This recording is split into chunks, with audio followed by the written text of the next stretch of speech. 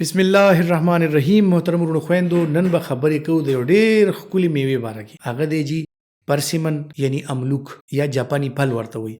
اوس نن سبا سیزن دی او که تاسو هر ځای ته لاړ شئ، خدای پاک ولې یو دونه ښایسته رنګ ورکړی دی چې د فروټو یا سبزي دکان ته لاړ شئ او دا فروټ ووینئ چېرته په هغه دکان کې، نو سترګو ته ډېر ښکلی راشي او ستاسو ړومبی سترګې هم په دې باندې ورشي. یو بهترین غذا ده، ډیر زیاتې فایدې دي پکې. د ټولو نه اهم څیز په دې کې چې کم دی نو اوبه ښه ډېرې دي، یعنې دونه ډېرې اوبه دي پکې چې ته به ډیهایډریشن ته نه ځې که د دې استعمال کې. بیا د دې چې کومه دا چھلکه ده په دې کې ډېر زیات وایټامین سی دی او په دې کې کیروټینز ډېر زیات دي، په دې کې فلیوونایډز پکې ښه ډېر دي او دې نه علاوه پکې نمکیات شته، دې نه علاوه پکې میګنیشیم شته، پوټاشیم شته، کاپر شته، آیرن شته او وایټامینز، فولیک اسید، وایټامین سی پکې ښه ډېر دی.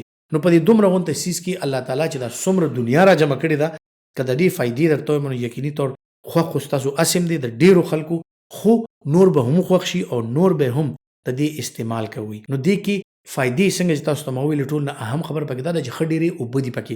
په ژمي کې هسې د خلکو تنده یا دغه داسې نه وي، نو اکثر خلک د اوبو خیال نه ساتي. نو که دا مونږه استعمالو نو کم از کم دې نه مونږ ته دومره اوبه حاصلېږي چې مونږ به ډیهایډریټ کېږو نه، او زمونږ وجود ته چې څومره اوبه پکار دي، زمونږ پټو ته، زمونږ داسې نور چې کوم ازادي، نو هغې دپاره دا انتهایي ښه څیز دی او تاسو د ډیهایډریشن نه بچ کوي. بیا بله خبره پکې اهم چې ما وکړه د ویټامین سی باره کې مې وکړه چې د دې په پوستکي کې ښه ډېر ویټامین سی دی.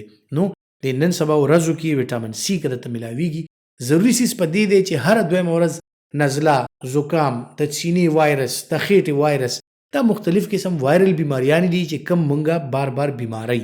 نو که موږ ته اوس دا وایټامین سی حاصل شي، دا په نیمبو کې شته، دا په مالټه کې شته، دا په سنګتره کې شته، دا چې کوم دی په دې املوک کې ښه ډېر دی.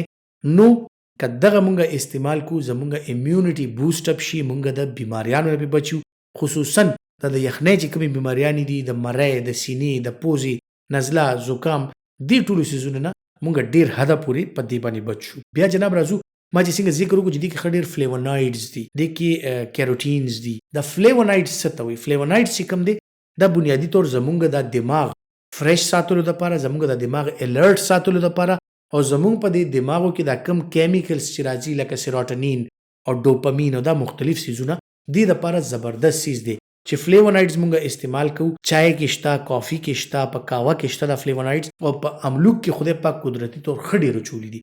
نو دا فلیوونایډز که موږ وخورو، تاسو چې څنګه لکه خوب درغلی دی، ستړی ستړی، د غرمې ټایم دی، دفتر کې دې ښه ډېر کار کړی دی، اوس په دې نه پوهېږي چې یاره زما د دماغ خو بس نور باقي څه نه رالي، یا سټډي ته ماشوم ناست دی، د عاجز چې کوم دی ایم ډي کیټ دی یا مختلف څه ټیسټونه دي یا اف اس سی کوي یا لسم کې، دا ماشومان دي دوی اکثر ناست دي تر ډېر ټایمه پورې دا عاجزان سبق وایي، نو د هغې دماغ ستړی شي، سترګې ستړي شي، دماغ ستړي شي. نو که څه وایم ورته ګوري او پوهېږي پرې نه. اوس په دغه ټایم کې دله یو املوک ورکړه، د ده د دماغ داسې بیدار شي، ته به وایي چې یاره اوس د تازه خوب نه راپاڅېدو او بالکل فرش دی. نو خصوصا هغه سټوډنټان کم چې امتحانونه دي، سبق ته ناست دي، ډېر وخت پورې سټډي کوي، نو هغې اکثر د منټل فیټیګ یعنی د ذهن د ستومانۍ شکار شي. دغه خلک که املوک استعمال وکړي، انتهایي زبردست څیز دی، اکدم ورسره ستا وجود را بیدار شي، داسې ریډي انرژي ورته میلو شي لکه وجود ستړی ستړی دی، دماغ ستړی ستړی دی، یو املوک وخوره او بیا 15 منټه بعد ګوره وجود به دې فرش شي، دماغ به دې فرش وي. د سترګو د صحت لپاره انتهایي بهترین څیز دی. زموږ د ماشومان نن سبا هر یو ماشوم ته چې ګوره عینکې لګولي دي، څه د موبایلو د وجې نه، څه چې کوم دی د میډیا د وجې نه، څه د ټي وي، کمپیوټر، لیپټاپ د وجې نه.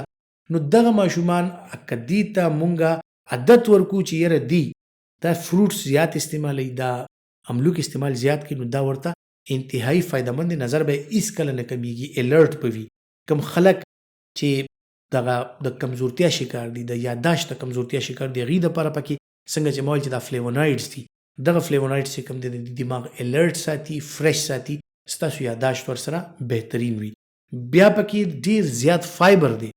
اوس که دا فایبر مونږ خورو، اکثر لکه وګورئ نو زمونږ په خوراک کې نن سبا فایبر نشته، خو یاره یا برګر خوراک دی یا پیزا خوراک دی یا داسې نور څیزونه خوراک دی چې زر زر یې وخورو، فایبر پکې نشته، د سبزیانو کمی دی، سبزیانې نه استعمالوو، یا ډېرو ماشومانو ته سبزیانې خوند نه ورکوي.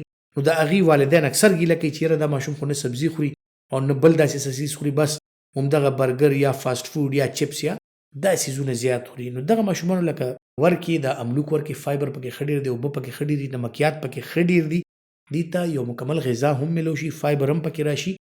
او بیا چې څنګه ما وویل چې په دې کې مختلف څیزونه لکه میګنیشیم، پوټاشیم. نن سبا که تاسو ګورئ چې د میګنیشیم یو دور دی، هر سړی وایي چې میګنیشیم او تاسو که پټې کمزوري میګنیشیم استعمال کوي. زما سمیت زم دا وایم به طور یو ډاکټر چې او میګنیشیم نن سبا خلکو کې کمی ډیر دی، علامات پکې ډیر دي. نو میګنیشیم ډیر ډاکټران اډوایس کوي، مونږ هم اډوایس کوو، تجویز کوو خلکو ته چې تاسو میګنیشیم استعمال کوي. نو په 1200 چې یو ډبې علي نو املوک کو خوري، مزیب هم تی واخلي، فائدې به هم تی واخلي. یوازې میګنیشیم نه، ورسره به پوټاشیم هم درته ملو شي، آیرن به هم درته ملو شي او داسې نور څیزونه به هم درته ملو شي چې کوم د صحت لپاره ډیر زیات فایدهمند دي. ماشومان اکثر ویره دي ماشوم ته موږ ډاکټر صاحب تک زیړ دی، نه خوراک کوي او نه جی دغه کوي او نه وده کوي. نو دغه ماشومان فیلیر ټو تھرایو، یعنی دی چې کوم دی مقابله نشي کولی د خپل همزولو سره، خپل همزولو نه کمزوري وي. نو که دې ماشومانو ته تاسو د املوک ورکوي، پکې ښه ډېر آیرن دی، ښه ډېر ویټامین سی دی، بی کمپلیکس دی پکې. دا بی کمپلیکس ولې چې کوم وایټامینز دي دا اولګه راولي، یعنې ستاسو ماشوم به اوګې کوي. دې نه علاوه دا آیرن چې کوم دی دا ستاسو ماشوم کې به تازه وینه جوړوي. دې نه علاوه دا ویټامین سی چې کوم دی دا دواړه سټیپس یا دواړه عوامل چې کوم دي دا به پروموټ کوي، زیاتوي به. نو هم به ستاسو ماشوم خوراک کوي، هم به دکې وینه جوړېږي. نو سور سپین ماشوم به وي انشاءالله، خوراک کې به ښه وي، صحت کې به ښه وي، بیمارونه به بچ وي. او بیا زموږ مشران چې کوم دي، حاجي صاحب یا جاڼی چې کومه ده، نو اکثر له ویره جي د بابا یا د بیبي چې کوم دی نو شوګر دی یا بلډ پریشر دی. نو که بلډ پریشر دی، که د زړه مرض دی، دا که د ګردو مریض دی څوک، دا استعمالولی شي. دی کې څه داسې خبره نشته. خصوصا د بلډ پریشر او د زړه مریضانو لپاره انتهایی زیات ښه دی که دی استعمال کړي، دې ته ډېره زیاته فایده ورکوي. د شوګر دا خبره ما لږه رستو کا، دې دپاره مې رستو کا چې اوس زه تاسو ته وایم چې آیا د شوګر مریض چې کوم دی دا املوک استعمالولی شي یا نشي استعمالولی. املوک په خوند کې که تاسو ته چک والی تاسو یې خورئ نو تاسو ته ډېر زیات خوږ لګي، خو دې کې فایبرز ډېر زیات دي، نری نری فایبرز دي او هغې کې الله تعالی قدرتي طور یو داسې دغه جوړ کړی چې دې خوږوالي باوجود دا چې موږ وخورو د دې د شوګر ډېر سلولی یا ډېر آرام سره په بدن کې ریلیز کیږي. نو एकदम ستا شوګر نه زیاتوي، شوګر به زیات کړي، آرام آرام سره به دا هضمېږي، رو رو رو رو د دې چې کوم کاربوهایډریټس دي ستا په بدن کې شاملېږي. نو د شوګر مریض ته به دا شوګر एकदम نه زیاتوي او نه به د شوګر کې ډېر زیات فرق راولي چې د شوګر زیات شي. نو کوم اکټیو کسان چې کوم دي که هغې د شوګر مریضان دي، هغې که دا استعمال کړي او دې نه بعد نور خواږه نه خوري، نو د یو املوک روزانه دا خوړی شي. خو شرط دا دی چې ورپسې غنم کم کا، وریجه مخوره، نور کاربوهایډریټس مخوره، وګرځه، لږ ایکسرسایز وکړه، نو هم به درته فایدې میلو شي، هم به درته خوند میلو شي، هم به چې کوم دی ستا هغه د خوږو دپاره چې کوم زړه کېږي د شوګر مریضانو د فروټونه پوره کېدی شي، یعنې املوک خوړی شي، مڼه خوړی شي، امرود خوړی شي.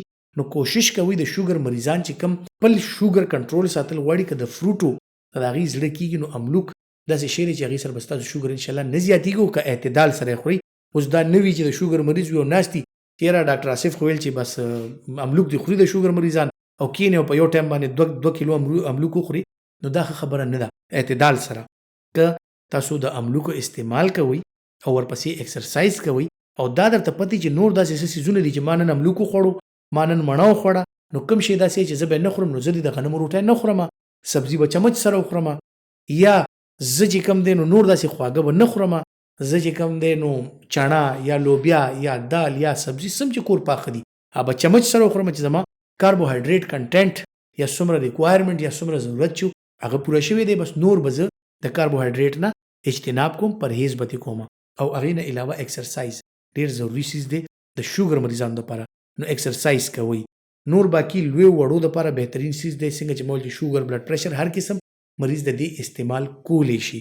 ډېرې زیاتې فایدې دي، ملاویږي ډېر په اسانه، تقریبا هر یو کور کوڅه کې چې روځي، کم زموږ کلي کې چې دکانداران وي، دا واړه واړه دوکانونه دي د فروټو د سبزیو په دې کې ښه په اسانه باندې ملاویږي. الله تعالی زموږ په دې وطن باندې یو داسې رحمت کړی دی چې څومره شکرونه ادا کو کم دي چې دلته کې هر یو نعمت خدای پاک په داسې طریقه مونږ ته را رسولی چې خاص زمونږ د کور دورشل ته را رسولی دی، کا فروټ دي، کا سبزیانې دي، که هغه غوښه ده، که هغه هر څه دي. الله تعالی چې کم نعمتونه مونږ شمارو نو الحمدلله زمونږ په دې وطن کې ښه بسیار دي، ښه ډیر دي.